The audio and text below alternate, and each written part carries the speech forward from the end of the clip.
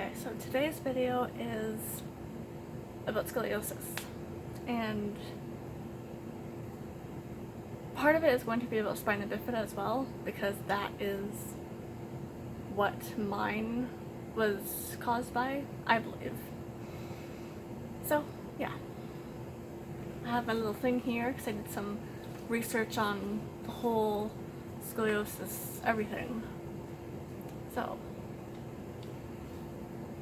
to start with, scoliosis is a curvature of the spine, either in a C shape or an S shape. So it's either like this, or it's curves like that, kind of. And it can be either like this, or, you know, that way, or, you know. You can have two curves as well, like 2 or 3, depends on how many you have, where the curves are. You can have 3 C curves, you know, it just depends.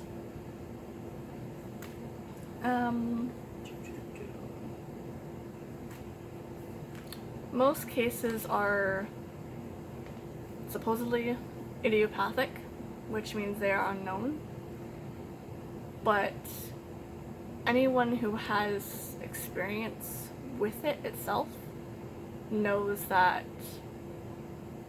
pretty much anything that isn't definitively another type of scoliosis gets classified as idiopathic, because they can't 100% say it's something else, caused by something else. So that's where I get mine from, because I was diagnosed with idiopathic scoliosis, but I had spina bifida when I was a baby, when I was born. So I think it stemmed from that, which would have been the neuromuscular version of scoliosis.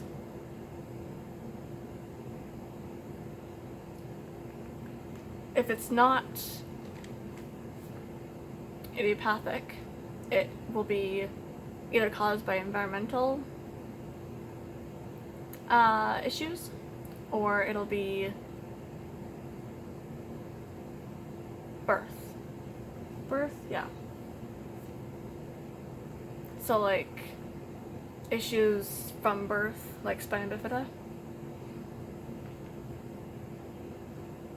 You can also get like mild forms of it as like with old age, as your body starts deteriorating, but that won't, likely it won't turn into anything bad, severe, because you're already at the high end of your age anyways, and at that point, unless it's caused by something else altogether, it generally won't be that bad. So you can have some discomfort and pain, but it won't be a severe case most likely. So a normal spine is obviously, you know, straight up and down. A 40-degree curve, and it's literally just like, you find, say it's a C curve, right? You find the line where the vertebrae starts curving over here at the top of the curve, then the bottom of the curve would do the same thing, in line, and then you do the angles for it. It's geometry. Useful. So yeah, 40 degrees or greater is you're looking at surgery, or you should be, because at that point it won't get any better. It'll either stay like that and hopefully it doesn't get any worse, or it will continue to get worse as you get older. So between 15 and 20 degrees, you should be looking at bracing. Bracing? No. That's not a big deal. See, I learned that too, because I thought it was always like 0 to 20 degrees, that you weren't really worried about it. It was like not a big deal. But apparently 20 degrees to 40 degrees, or 39 really, you look at bracing. Which makes sense with what I've researched. Anyway.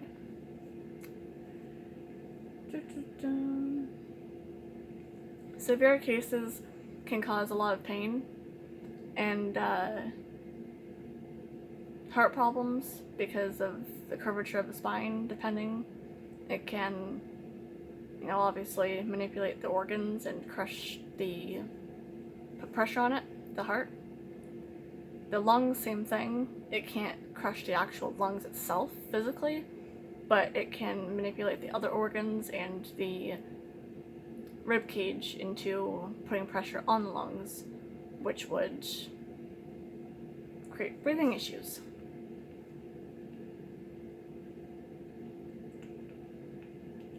Also, the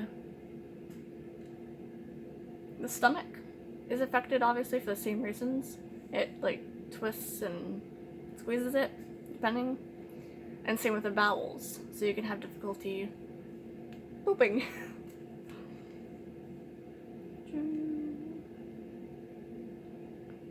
So, underlying issues that can cause scoliosis are muscular dystrophy, spinal muscular dystrophy, a thing that I'm gonna butcher called poliomyelitis. I'm probably not even saying that right. Cerebral palsy, probably not saying that right. Myotonia, and spina bifida. And all of those would be classified under the neuromuscular version of scoliosis.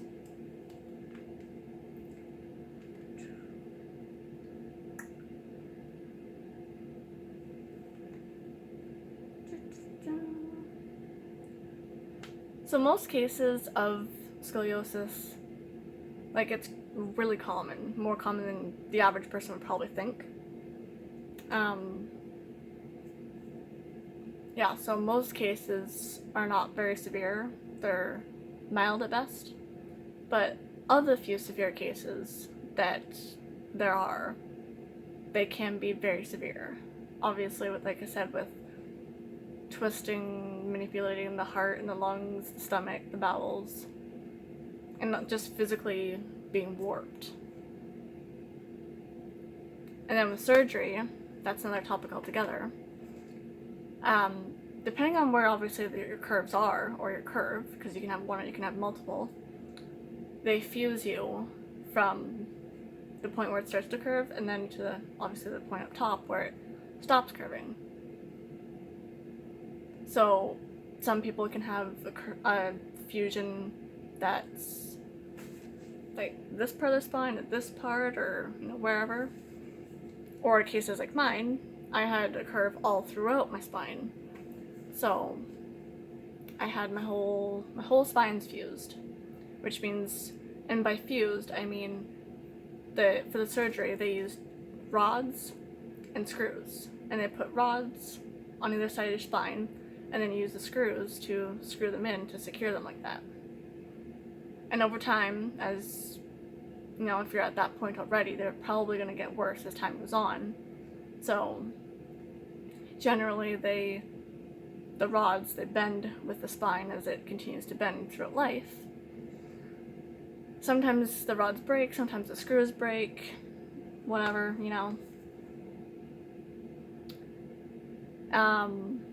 If that happens, you might be lucky to get in the surgery.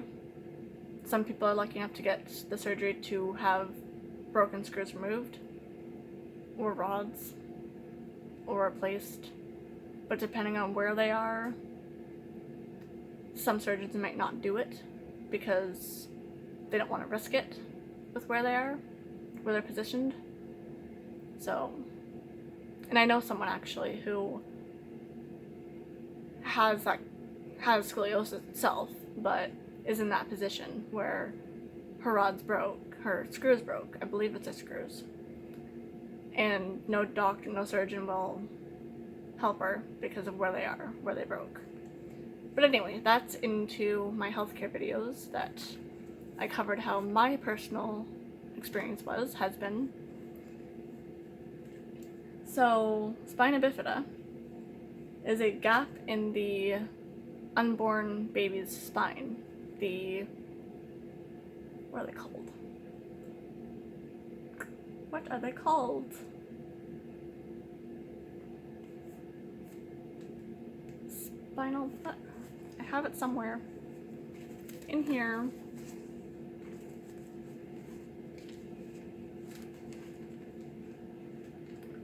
Let's just see where they are.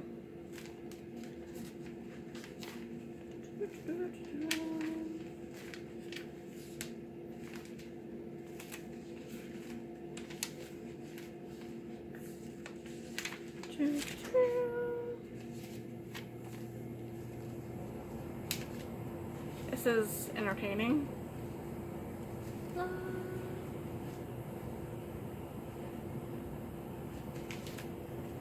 La, la, la. Okay, for real. I had it.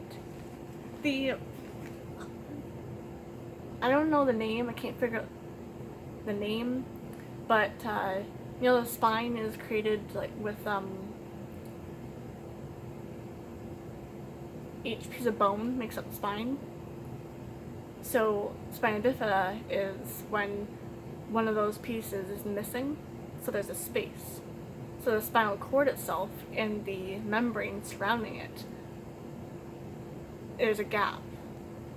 And spina bifida is when that gap either creates, it's not less severe kind, that it just creates a bump, like an actual like sac on the outside of the baby, on the lower back there.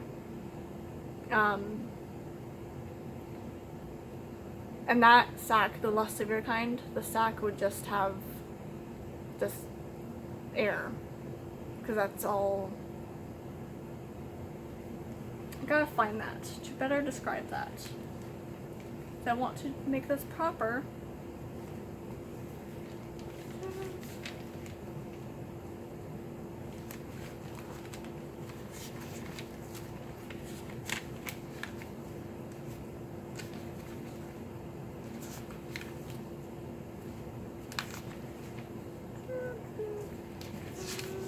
Lovely, hey?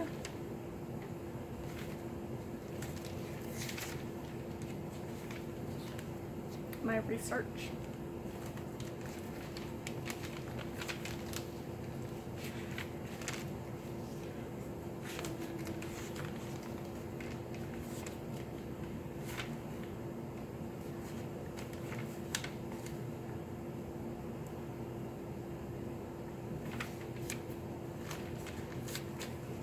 I should have bookmarked this.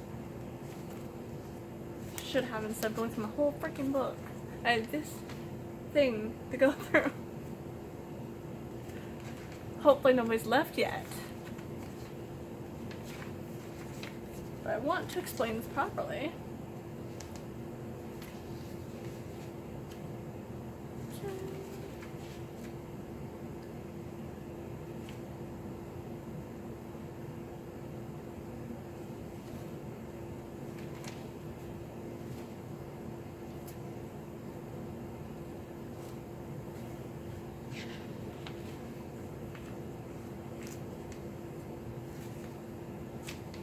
Okay, well, I'm not gonna waste any more of your time trying to figure that out, but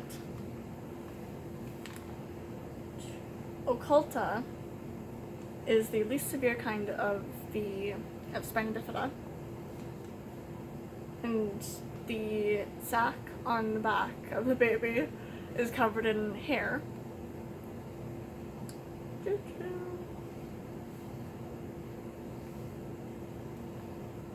So yeah, I cannot find the names of the other two, but when I find them, I'll put them in the description there. Yeah, so there's that kind, there's a mild, moderate kind that the sac is filled with just the fluid, just the membrane, which I believe that kind, might not be neurological issues because it's spine, right? I'm not sure on that, but I think that's how it goes. And the most severe kind is when both the membrane and the spinal cord itself are outside in that sac, which they're still intact inside, like, skin.